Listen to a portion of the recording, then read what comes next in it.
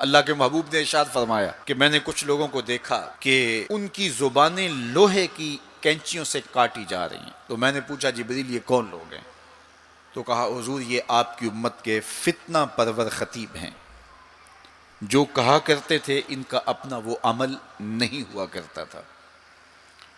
لوگوں کے اندر فتنہ اور فساد بپا کرنے والے لوگ، جن کی زبان کی تلخیاں معاشروں کے اندر تفریق پیدا کرتی ہیں، بھائی بھائی سے لڑ پڑتا ہے، میاں بیوی کے درمیان تفریق پیدا کر دیتے ہیں، نفرت کی چنگاریاں ان کی زبان اگلتی ہے، اور ان کے لہجے لوگوں کے اندر تفریق، تشدد، افتراق اور فرقہ بندیاں پیدا کرتے ہیں۔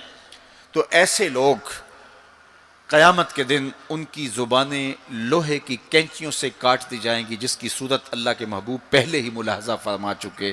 اللہ کے محبوب علیہ السلام فرماتے ہیں میں نے ایک منظر دیکھا کہ ایک سوراخ ہے، اس سے ایک بیل نکلتا ہے، نکلنے کے بعد دوبارہ گھسنے کی کوشش کرتا ہے لیکن گھس نہیں پاتا۔ جبریل نے کہا کہ حضور یہ ان لوگوں کی مثال بیان کی ہے جو زبان سے بڑا بول نکال دیتے ہیں اور پھر دوبارہ اس کو لینا چاہتے ہیں تو پھر وہ واپسی نہیں ہو سکتی۔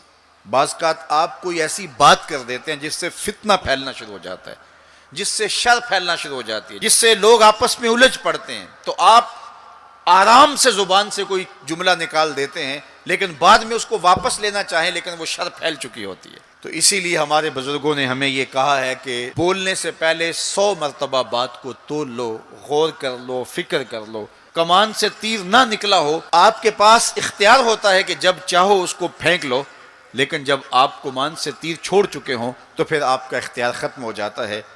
پھر وہ زخمی کرے، کسی کی موت کا سبب بنے، یا وہ تیر ضائع چلا جائے، پھر تمہارا اختیار نہیں ہوتا۔ تو بولنے سے قبل ضرور سوچو کہ میری زبان سے نکلا ہوا کوئی جملہ اس معاشرے پر کیا اثر پیدا کرے گا۔ ہر بندے کو اس وقت بولنے کی جو لت ہے، اور آج کل تو وہ سوشل میڈیا کے اوپر جو من میں آیا تنہائی میں وہ لکھ دیا، اور لکھ کے معاشرے کے اندر لوگوں کے اندر وہ چیز وائرل کر دی، جس طرح کی تصویر چاہا ڈال دی، لیکن پھر بعد میں وہ آپ کے اختیار میں چیز نہیں رہتی ہے۔ بلکہ اب تو اتنے بخسیس اور اتنے نیچ فطرت کے لوگ بھی سوشل میڈیا پہ بیٹھے ہوئے ہیں۔ کسی زمانے کے اندر جو گندے مزاج کے لوگ ہوتے تھے وہ واش روم کے اندر بیٹھ کر کے چھپ کے اپنے خبث باطن کا اظہار کرتے تھے، اور واش روم کی دیواروں کے اوپر جو ان کے من میں غلاظت ہوتی وہ لکھ دیا کرتے تھے۔ پبلک واش رومز کے اندر ایسے مناظر آپ نے بھی دیکھے ہوں گے کہ انسانیت کا سر شرم سے جھک جاتا ہے۔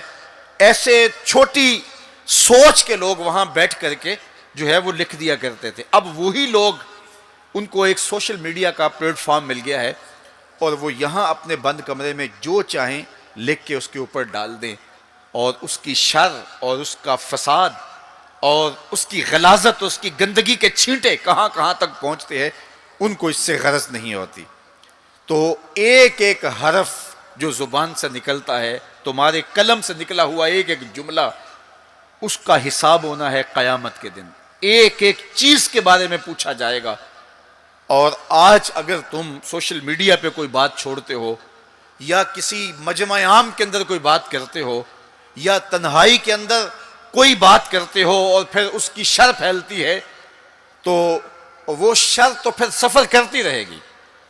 تم اب وہ جملے کہنے چھوڑ بھی دو، تم اپنا وہ اکاؤنٹ بند بھی کر دو، لیکن وہ شر، وہ غلاظت، وہ گندگی، وہ چھینٹے جو اڑے تھے وہ آگے بڑھتے رہیں گے، اور اس کا گناہ تمہارے نامہ اعمال میں، تمہارے کھاتے میں درج ہوتا رہے گا، حتیٰ کہ تم مر بھی گئے تو پھر بھی تمہارے نامہ اعمال کے اندر وہ سب کچھ اترتا رہے گا۔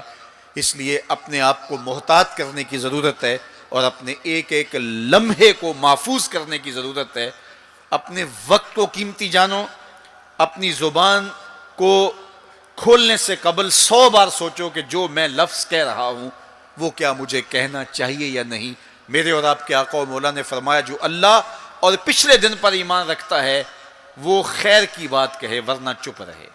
اس کا چپ رہنا اس کے لیے بہتر ہے، اور اگر وہ کہنا چاہتا ہے تو وہ خیر کی بات کہے۔